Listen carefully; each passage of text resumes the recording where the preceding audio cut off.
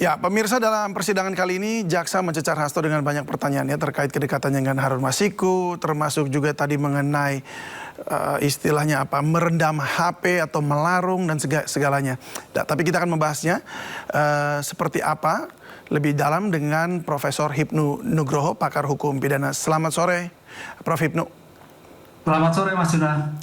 Ya, Prof. Hipnu, ini ada perbedaan nih. Ya, ada 3 hal berarti. Kalau jaksa melihatnya ini adalah merendam HP, kemudian Hasto bilang itu adalah merendam apalagi baju, nanti kemudian Kusnaidi juga bilang hal yang lain lagi. Ini bagaimana cara untuk menemukan kebenaran dari 3 hal yang kemudian artinya POV ya, sudut pandang yang berbeda itu? Iya. Jadi gini Mas Juna, dalam suatu sistem peradilan pidana kita harus pahami bahwa keterangan terdakwa itu adalah sebagai puncak dari suatu pembuktian. Karena keterangan terdakwa itu sebagai kunci yang pasti merupakan keterangan yang tanda petik menolak, tidak mengakui. Makanya dalam konsep hukum, keterangan terdakwa itu mempunyai asas bebas. Sehingga tadi kalau kita lihat, Pak Hasto masih tidak disumpah. Karena tidak mempunyai kekuatan pembuktian di persidangan. Nah, dengan demikian keterangan-keterangan ini sebagai bentuk klarifikasi yang dilakukan oleh penuntut umum ataupun penasihat hukum. Sudut pandang yang dilakukan oleh penuntut umum pasti akan bagaimana keterangan itu menguatkan atas dakwaannya. Makanya pandangannya disebut adalah subjektif mewakili negara, objektif melakukan hukumnya. Jadi kalau memang tidak ada bukti, tidak ada suatu nilai, tidak dapat suatu bernilai, tidak dapat dituntut. Sebaliknya, penasihat hukum berpikir dari objektif, dan itu objektif karena perkara hukumnya, tapi subjektif. Bagaimana membebaskan, bagaimana meringankan klien dalam hal ini terdakwanya. 2 pandangan inilah hakim yang akan menilai di dalam suatu pembuktian. Karena apa? Keterangan-keterangan ini nanti kan akan direview kembali dengan saksi-saksi yang kemarin. Itu. Nah, beban pembuktian nilai-nilai tadi, bukti tadi, apakah bernilai atau tidak, tergantung daripada keterangan. Kalau keterangan hari ini memang terkait misalkan tersangka itu, terdakwa itu ada kaitannya, berarti bernilai. Misalkan tadi penenggelamannya, apakah penenggelaman baju ataukah HP? Nah, pertanyaannya kan, debatnya kemarin kan HP-nya. Karena sebagai bentuk perintah menghilangkan jejak, kan seperti itu. Tapi terminologinya baju lah. Perdebatan-perdebatan ini Mas Juna, hakim harus jeli melihat sejauh mana korelasi keterangan-keterangan antara yang disampaikan antara saksi-saksi yang kemarin, antara ahli yang kemarin dengan keterangan terdakwa yang hari ini diperiksa. Disitulah hati nurani hakim. Karena penilaian hakim itu negatif wet. Negatif itu keyakinannya, wet undang-undang. Undang-undang apa? Bukti yang ada di persidangan menimbulkan keyakinan. Oh betul, ternyata yang diperintahkan itu bukan HP, tapi baju. Oh ternyata yang diperintahkan dengan berbeda. Inilah saya kira sebagai bentuk pertanggungjawaban hakim yang objektif dan objektif hukumnya berdasarkan bukti-bukti yang dilakukan menimbulkan keyakinan untuk menentukan suatu putusan yang akan dijatuhkan.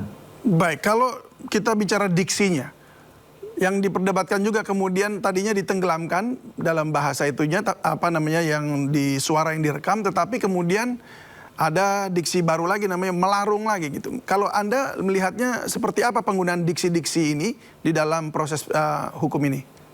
Ya, diksi melarung, menenggelamkan, itu kalau kita, apalagi ini malam suro ya, melarung, menenggelamkan itu berarti dalam arti memang menghilangkan. Menghilangkan. Artinya menghilangkan sesuatu benda. Melarung, kan kita larung misalkan kalau kita ujian tingkat silat itu bebek dilarung. Nah, itu dihilangkan. Ditenggelamkan berarti juga dalam arti ditenggelamkan, dihilangkan. Nah, ini saya kira makanya konteks ahli bahasa yang dihadirkan juga menentukan apakah melarung dan menenggelamkan itu sebagai bentuk menghilangkan. Kalau saya akan secara umum kan namanya sudah dibuang, dilarung, ditenggelamkan berarti hilang. Nah, ini nanti makna ini saya kira harus dinilai oleh majelis hakim untuk melihat suatu konteks dari dakwaan terhadap pembuktian yang dilakukan. Oke, jadi kalau bicara dihilangkan, dilarung itu kalau konteksnya terus ke baju begitu, itu artinya bajunya yang dilenyapkan begitu ya, bukan direndam kan ya? Iya, baju dilenyapkan, dilarung dibuang. Dibuang. Bahasa gitu. kami kalau gitu, bahasa buang. Apa-apa dilarung mau dibuang, ini mau bawa sial ini dibuang, selesai. Nah, konteks dibuang itu apakah terkait dengan dakwaan hari ini? Ya, kita lihat dalam suatu persidangan. Baik, Prof, kalau kita lihat juga di soal apa tadi yang ditanyakan oleh jaksa begitu ya, apakah apa namanya Hasto dekat dengan Harun Masiku bahkan sebelum pencalekan gitu, karena diduga ini ada kedekatan sebab kok bisa-bisanya gitu dari orang yang baru masuk partai lalu bypass langsung ke sekjen untuk bicara soal PAW dugaannya ya, untuk PAW gitu dan suap. Apakah dari apa namanya ya, pertanyaan yang dicecar ini tadi Anda bisa melihat ada kejanggalan di situ seperti yang diduga oleh jaksa? Iya, jaksa ingin melihat suatu korelasi karena ini kan dakwaannya kalau kita tadi Majuna masa larung menenggelamkan itu kaitannya menghilangkan barang bukti seperti kaitannya dengan perintangan penyidikan obstruction of justice. Nah, sekarang pertanyaan yang kedua terkait dengan kedekatan seseorang calon dewan yang kemudian pada pengurus pejabat di dalam suatu partai. Ini arahnya saya kira terhadap kaitannya dugaan suap. Nah, karena mungkin ya dengan kedudukan seseorang pejabat tadi bisa meloloskan. Nah, itu loh. Dua parameter inilah saya kira yang dibangun oleh jaksa penuntut umum untuk memperkuat mana sebagai perintangan kaitan tenggelam, mana kedekatan antara orang tadi terhadap pengurus partai. Sehingga kedekatan itu yang tanda petik terhadap dugaan-dugaan untuk menjadikan suatu anggota dewan. Oke, baik. Prof, dalam sidang Hasto juga membantah telah menyuap mantan komisioner KPU Wahyu Setiawan, dan berikut pernyataan Hasto, kita dengarkan. Bapak itu ditarik itu dalam kejadian tanggal 5 Desember 2019. Saiful Bahri menghubungi Agustianitio menanyakan biaya operasional yang diperlukan Wahyu Setiawan. Terkait ini Bapak tahu nggak? Sama sekali tidak tahu, karena itu di-create antara Saiful Bahri dan Doni Tristekoma. Baik, sebelum saya lanjut, keterangan ahli, Bapak kan dituduh ya turut serta dan turut membantu. Pertanyaan saya, apa pernah Pak Hasto bersama-sama Saiful Bahri, Agustianitio, Wahyu Setiawan atau Harun Masiku ya merencanakan nih, kita kasih nih suap, kita kasih nih uang kepada Wahyu Setiawan supaya ya bisa ya, menuruti keinginan. Pernah nggak Pak? Tidak pernah, karena sebagai sekjen saya selalu melarang untuk tindak yang melawan hukum seperti suap. Itu kami jabarkan juga di dalam peraturan partai, dalam instruksi partai. Baik. Dan kemudian yang kedua, karena kedudukan hukum dari PD Perjuangan ketika memproses ini sangat kuat didasarkan pada putusan MA dan fatwa MA, sehingga tidak pernah ada perintah itu. Baik. Baik Prof, tadi di sidang juga Hasto mengatakan bahwa tidak menyuap Wahyu. Nah, kemudian kita tahu bahwa memang dugaan ini ada karena ingin supaya Harun Masiku bisa PAW begitu. Nah, ini memanfaatkan pada saat itu suara dari caleg yang meninggal, Nazarudin Kiemas, dugaannya begitu ya. Nah, apakah pelimpahan suara caleg meninggal ke Harun Masiku ini bisa disebut prosedur normal partai atau ini memang bisa direkayasa menjadi suap politik gitu? Ya, menarik. Jadi kalau sekarang yang sesi kedua, kalau terkait perintangan penyidikan, sekarang penasihat hukum bagus ini. Terkait terhadap dugaan suap, yang ada dugaan terhadap adanya suatu turut serta. Nah, pertanyaan ini menarik sekali karena namanya suatu pemberian. Ini kan berarti kan pemberi. Kalau penerima sudah diputus, pemberi. Untuk menunjukkan sebetulnya siapa pemberi uang yang bersangkutan. Dengan pemberian itu apakah sendiri atau ada orang lain? Nah, ini penasihat hukum bagus sekali. Kalau memang dari pertanyaan tadi itu ternyata tidak memberi, dan tidak ada terkait, berarti apa yang disampaikan Pak Hasto betul. Nah, ini pertanyaan karena dakwaannya adalah terkait dengan pemberian dan pemberian itu bisa langsung tidak langsung atau kaitannya dengan penyertaan. Nah, disinilah saya kira juga nanti terhadap keterangan-keterangan ini akan dikolaborasi dengan saksi-saksi sebelumnya. Betulkah ada bukti? Betulkah ada peran dan sebagainya? Inilah nanti saya kira akan dinilai oleh majelis hakim dalam keterangan penasihat hukum kepada terdakwa untuk mengkolaborasi saksi-saksi sebelumnya yang terhadap saksi yang disampaikan oleh pihak terdakwa. Kalau memang ternyata diduga ada kolaborasi, apakah hakim atau persidangan bisa memanggil partai atau rekan-rekan partai dari pihak terdakwa? Ya, kalau sekarang tampaknya sudah pada tingkatan terdakwa, sehingga tinggal tuntutan. Ya, harusnya kemarin. Ya. Sekarang tidak, berarti tidak dilakukan kan itu loh. Kalau terjadi itu, sehingga yang sekarang ini kalau kita lihat suatu proses, sepertinya sudah tidak dimungkinkan lagi adanya suatu saksi baru. Nah, ini yang perlu diperhatikan. Oleh karena itu, sebetulnya tergantung bagaimana nanti Pak Hasto itu memberikan suatu keterangan kuat bahwa memang tidak ada sama sekali. Apakah bukti cat, bukti peran, bukti foto, bukti keterangan, kan gitu loh. Kalau itu memang disampaikan nanti dari keterangan-keterangan tidak, berarti Pak Hasto memang tidak terkait dengan pemberian suap. Berarti ada pemberi lain bahwa bukan Pak Hasto. Pernyataan Anda tadi jadi artinya serta-merta bahwa Pak Hasto dengan pengakuannya itu dapat membuktikan bahwa itu memang bukan dia, begitu? Ya, arahnya seperti itu. Karena penerimanya sudah ada. Ya. Penerima sudah, tinggal pemberinya siapa sekarang gitu loh. Oh, jadi Kan kalau nggak dia mungkin, mengaku kan, tidak mengaku dan katakan memang saya nggak tahu, nggak pernah beri, berarti artinya itu bisa langsung dibenarkan gitu oleh hakim, atau masih bisa ada keraguan yang yang reasonable doubt begitu?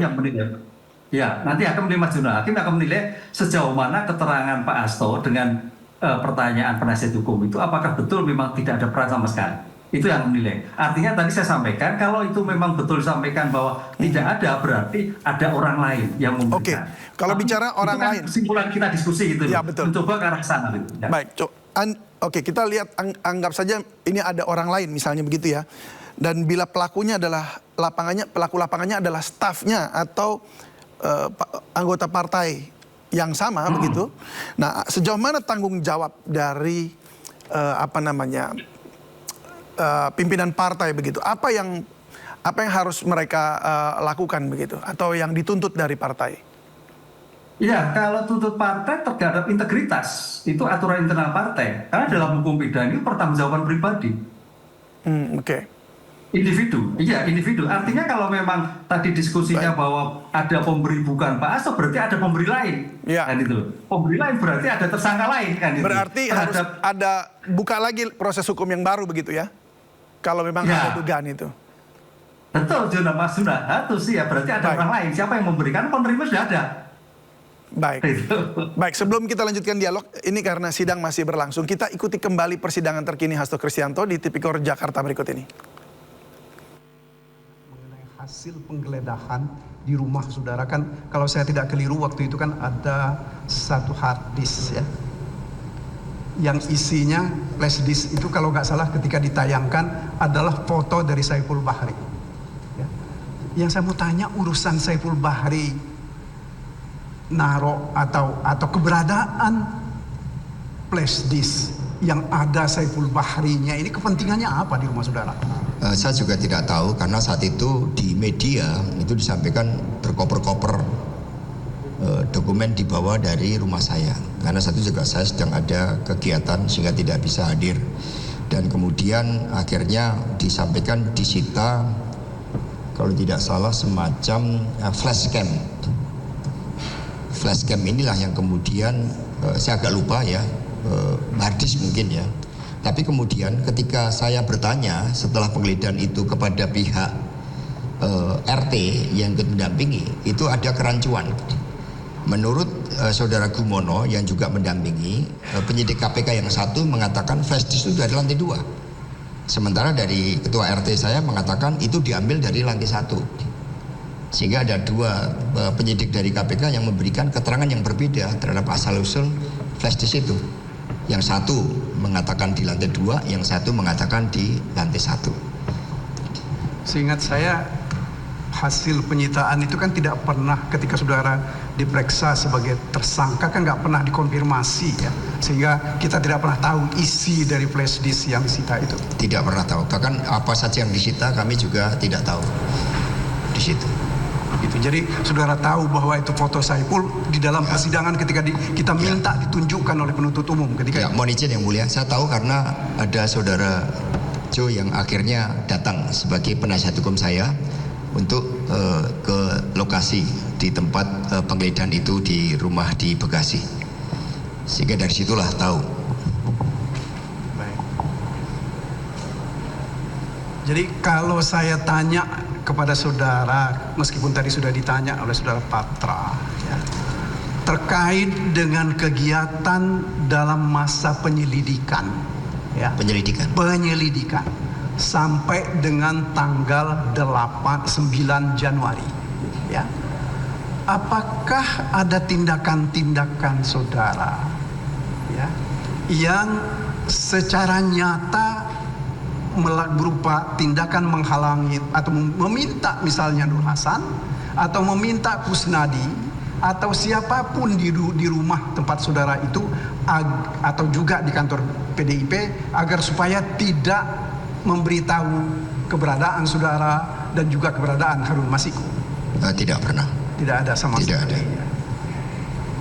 Pasti ya? Pasti. Pasti. Oke. Kemudian seterusnya mengenai Kusnadi tadi, saya masih agak kurang puas dengan jawaban saudara ya. Meskipun sudah berkali-kali ini kita tanya tentang kegiatan Melaru, itu ya. Ketika saudara Kusnadi ini mau pergi, kalau saya tidak keliru kan dia katakan di PIK ya, Pantai Indah Kapuk. Ya. Apakah dia memberitahu saudara atau meminta izin kepada seseorang di kantor DPP PDIP? Ya, dia tidak memberitahu saya karena saya sedang ada acara ulang tahun Bung Karno. Dan kemudian dia menyampaikan ke sekretariat, sekiranya dicari saya menuju ke PIK, ya, itu Pak Adi, kepala sekretariat yang tahu. Ya, dia pamit dengan Pak Adi. Hanya begitu, tidak ditegaskan untuk apa dia melarung itu, karena apa misalnya ada nazar apa begitu? Oh tidak, saya tidak tahu. Ya. Jadi misalnya karena dia baru dapat rezeki tanam bawangnya banyak, dapat duitnya, jadi buang sialnya dengan buang baju di PIK. Tidak tahu. Itu ya. Tidak tahu. Bahkan kegiatan melarungnya itu juga dalam bulan Juni itu tidak bersama dengan saya karena situasinya berbeda dengan tahun yang lalu ketika berada di dalam pemerintahan. Jadi mulai tahun kemarin saya sudah tidak lagi naik gunung ketika tahun baru karena suasana politiknya juga sudah berubah. Begitu ya. Ya. Oke. Kemudian ini juga di dalam dakwaan kedua pertama itu dinyatakan begini saudara, bahwa terdakwa Hasto Kristianto menjabat Sekretaris Jenderal Partai Demokrasi Indonesia. Ya, kami masih berbincang-bincang dengan Prof. Hipnu Nugraha. Prof, tadi kita barusan dengar lagi soal melarung tadi ini ya, Prof. Ya. Jadi bahkan kalau tidak salah, bahkan dia Hasto sempat menyebut ada perbedaan waktu juga. Bagaimana Anda menilai itu? Ya ini kan sebetulnya kan memang kasus lama ya. Jadi saya kira wajar sekali kalau memang seorang terdakwa untuk menjelaskan kembali ketika waktu itu. Nah, oleh karena itu sebetulnya kunci-kunci yang aku jadikan suatu perdebatan itu adalah di digital forensiknya. Itu saya kira menentukan. Karena bicara waktu 5 tahun sudah cukup lama loh, terkait swabnya, terkait melarungnya dan sebagainya. Sehingga kalau itu ketemu tentang suatu dokumen-dokumen digital forensik akan menjelaskan ketika itu perbuatan terjadi.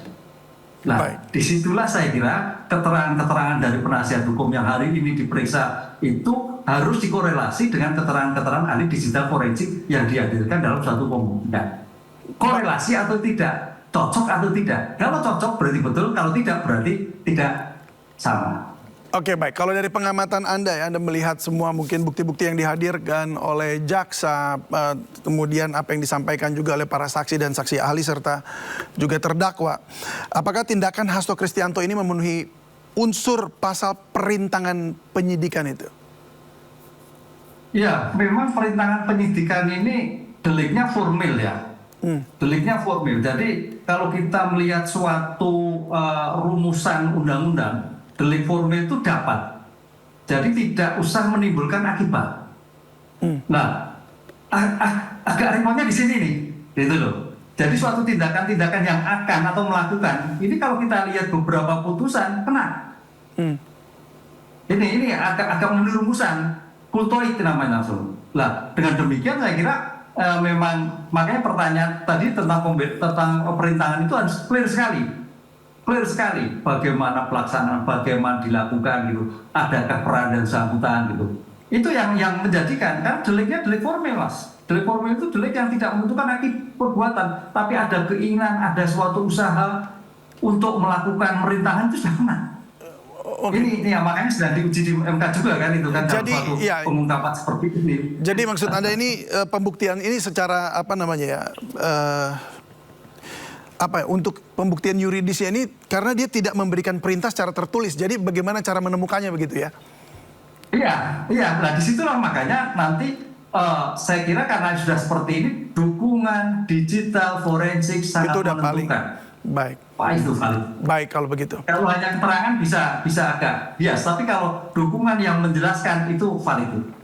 Itu valid. Baik, Prof. Hipnu, kita akan saksikan terus, ini seru sekali mengenai kasus ini. Tapi kita akan lihat bagaimana nanti endingnya sampai di penuntutan nanti. Terima kasih sekali lagi sudah berbagi bersama kami di Sindo Sore. Salam sehat selalu, Prof. Hipnu Nugroho.